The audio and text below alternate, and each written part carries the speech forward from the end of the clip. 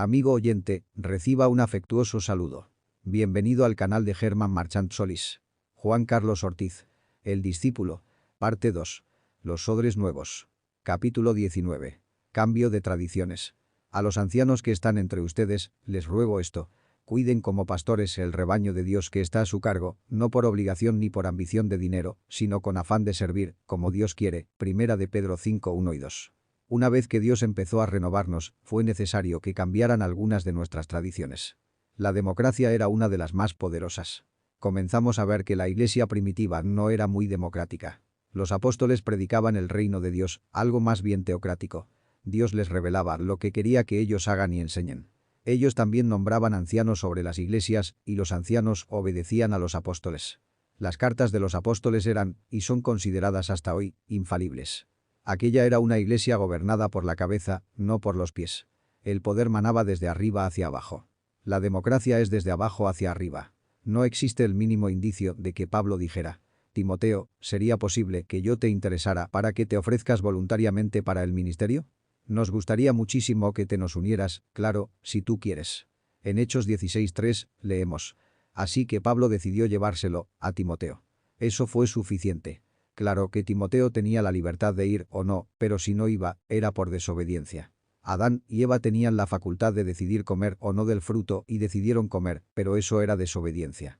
Los apóstoles definían la doctrina. Por eso, se le llamaba la doctrina de los apóstoles. Ellos eran considerados la autoridad. Los problemas empezaron a aparecer cuando la iglesia teocrática perdió su carisma, su poder espiritual. Los dirigentes se volvieron más conscientes del poder material terreno que de aquello que procedía de lo alto. Aunque mantuvieron la misma forma de gobierno, el espíritu no era el mismo. Eran como una lapicera sin tinta. Exteriormente seguían con autoridad, pero interiormente estaban vacíos del Espíritu Santo. El Papa siguió pensando que es infalible, y comprendo por qué. Después de todo, las cartas que había escrito Pedro, las de Juan y las de los otros, todas eran verdad infalible. ¿Por qué no debía continuar eso? Podría haber seguido, pero al faltar el carisma, la revelación divina celestial, la Iglesia pasó a ser algo peligroso en el mundo. Algunos de los hijos de la Iglesia, como por ejemplo Savonarola, Hus, Lutero y otros, se esforzaron por renovarla, pero ella rechazó el ministerio de estos hombres. Podrían haber traído nueva vida a la Iglesia católica, pero en vez de permitírselo, los arrojó fuera de su seno. Así ocurre cuando se tiene poder, pero falta revelación, sabiduría divina. Así fue como las iglesias protestantes reaccionaron y se fueron a otro extremo, hacia la democracia. La democracia dio resultado por un tiempo, porque hizo posible que los llamados laicos una vez más estuvieran involucrados en la obra de la iglesia. Una vez más podían pensar, votar, trabajar. Pero esto no fue el remedio. En el período del oscurantismo, el Papa se había convertido en el sustituto de la palabra de Dios. Más tarde, entre los protestantes, el sustituto llegó a ser el voto de la mayoría. El pueblo no sabía con certeza lo que Dios quería decirles. Por eso, comenzaron a votar, y el que recibiera más de la mitad de los votos, debía ser aquel que Dios quería que los dirija. Pero, lamentablemente, la mayoría no siempre es dueña de la verdad. Fue la mayoría la que decidió hacer el becerro de oro, mientras el pueblo de Dios marchaba por el desierto. También fue la mayoría la que le dio las espaldas a Jesús después de las enseñanzas que les impartió y que se registran en Juan 6. Y en estos días, cuando Dios está restaurando ministerios y carismas, la democracia nos va a traer un montón de problemas. No me inclino por una forma de gobierno episcopal, pero tampoco puedo apoyar el gobierno democrático en la Iglesia. Sin la revelación del Espíritu Santo, ninguno de los dos es bíblico. Es posible que si Dios envía un avivamiento, la gente dentro de una congregación regida por el sistema episcopal sea más receptiva, no lo sé. Ya están habituados a sujetarse a sus superiores. Me pregunto, entonces, ¿qué es lo que pasaría si sus obispos estuvieran realmente en contacto con Dios? La cuestión del gobierno de la Iglesia ha sido largamente discutida a través de la historia y, personalmente, no creo que esto pueda solucionarse, por cuanto un gobierno de acuerdo a las pautas bíblicas no dará resultado en una Iglesia que no sea apostólica. Creo que está probado que, cuando todos mandan, las cosas no funcionan, es una anarquía. ¿Cuántos pastores con visión son paralizados por sus ancianos gobernantes? Lo mismo sucede con los obispos, si no tienen visión, la Iglesia se estanca. Quizá una combinación de las dos cosas sea conveniente, tener un líder tipo obispo, pero tener también un grupo de personas espirituales que le aconsejen antes de tomar una decisión. Y si el grupo es unánime en una decisión, el líder debe tener el derecho del veto. Es una opinión, no más. Pero, evidentemente, las estructuras de ahora requieren una revisión. Generalmente, las iglesias que crecen más son las que tienen un líder a quienes todos obedecen. La Biblia se refiere a la iglesia solamente en dos dimensiones: la universal y la local.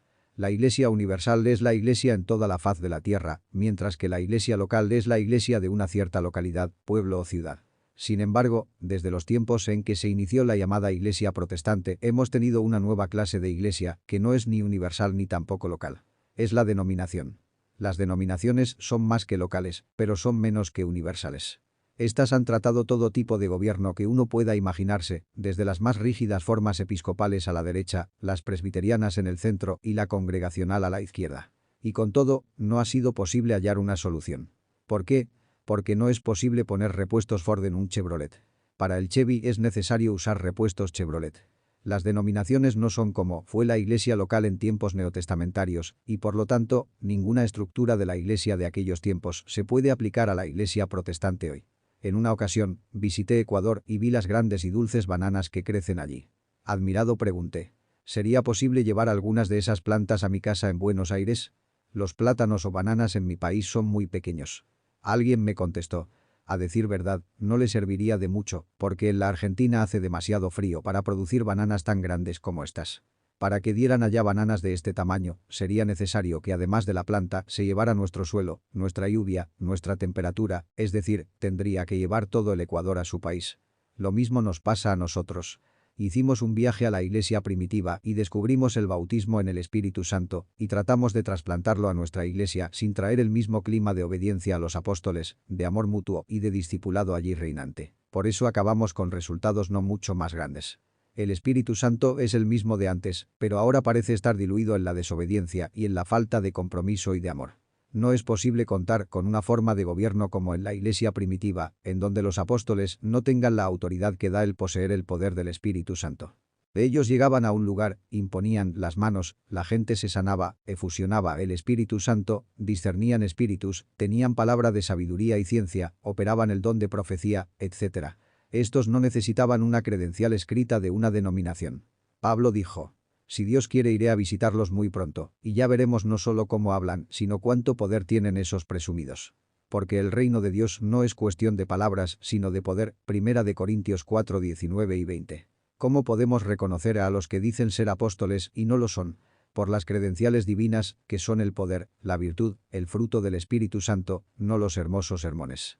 Pero claro, cuando falta la autoridad, el carácter divino y el fruto del Espíritu en los líderes, quizá el voto democrático es mejor. ¿Qué es la iglesia bíblica? La iglesia de la localidad y la iglesia universal. En realidad, la iglesia católica romana se parece más, en cuanto a estructura, a la iglesia apostólica. La iglesia de cada área es una sola. No hay tal cosa como 2, 3 o 10 iglesias, la iglesia es una, igual que Dios mismo. La iglesia católica es como un gran congelador que tiene muchas cosas antiguas buenas, pero congeladas según nosotros. Una de ellas es el principio de la iglesia local. Para ellos no existen las iglesias bautistas o presbiterianas, un montón de diferentes denominaciones en la misma localidad. El católico cree que hay una sola iglesia en cada región, la iglesia local de Buenos Aires, de Rosario, etc. La llaman la diócesis. Todas las parroquias de un área forman una diócesis o iglesia. El obispo es el pastor de toda la diócesis, y los sacerdotes de las parroquias son el presbiterio o los ancianos de la iglesia. Toda la región tiene un obispo, o sea el pastor de la iglesia local, desparramada a través de sus parroquias con uno o más ancianos, sacerdotes, sobre cada una. La iglesia en toda una región es una. Lo mismo sucede con las iglesias protestantes clásicas o tradicionales. Quizá la iglesia evangélica debería tender hacia la unidad en cada región. Sin dejar sus denominaciones, podrían juntarse en una unidad espiritual y voluntaria con el propósito práctico de la evangelización y del discipulado, aceptando las diferencias teológicas. Cuando Dios se le manifestó a Moisés en la zarza ardiendo, Moisés quiso saber el nombre de quien se le había aparecido. En esencia, Dios le dijo: Moisés, vienes de Egipto, allí hay muchos dioses, y necesitas nombres para identificarlos. Pero realmente hay un solo Dios, por lo tanto, como no hay más que uno, no necesito nombre. Yo soy el que soy, y no hay otro aparte de mí. Yo soy el que soy. Yo soy el único. Sin embargo, Moisés insistió: pero cuando vuelva a Egipto y me pregunten qué Dios me envía, ¿qué les diré? Diles: yo soy me ha enviado a ustedes. ¿Qué nombre tan extraño? Exactamente igual ocurre con la iglesia. Con frecuencia la gente me pregunta: ¿a qué iglesia pertenece? A la iglesia, le respondo. ¿A cuál? Pues a la iglesia. Vamos, vamos. Usted sabe bien lo que quiero decir. ¿A qué iglesia pertenece usted? A la que es. Hay una sola iglesia. En tiempos del Antiguo Testamento, no había que pensar en un nombre para la iglesia, porque había solamente una. Solo hay una iglesia en cada localidad, partida en pedazos. Es necesario que veamos cómo podemos volver a unirlos. Sería bueno que subiéramos a la terraza del edificio más alto y dijéramos: Señor, muéstrame la iglesia en esta ciudad tal como tú la ves. Qué miopes somos. Pensamos que Dios desde el cielo mira nuestra congregación por medio de un estrecho tubo y dice: qué hermosa se ve la iglesia de Juan Carlos Ortiz. Qué lindo órgano compraron. A qué preciosas alfombras tienen ahora. No, él mira y ora. A través de sus lágrimas, dice lo que dijo Jesús cuando lloró por Jerusalén. ¿Cuántas veces quise reunir a tus hijos, como reúne la gallina a sus pollitos debajo de sus alas, pero no quisiste? Pues bien, la casa de ustedes va a quedar abandonada. Mateo 23, 37 y 38. Para Dios los diferentes pastores de la ciudad son presbíteros o ancianos copastores de su única iglesia. Si son copastares, deberían reunirse, tener confraternidad, amarse los unos a los otros. Casi tendrían que vivir juntos como los 12 pastores de la iglesia de Jerusalén lo hicieron mientras estaban allí. Son el presbiterio de la ciudad, los ancianos a cargo del rebaño de Dios. En la visión que tuvo Juan, según podemos apreciar en el capítulo 1 de Apocalipsis, Jesús es la cabeza que caminaba en medio de los candeleros, las iglesias.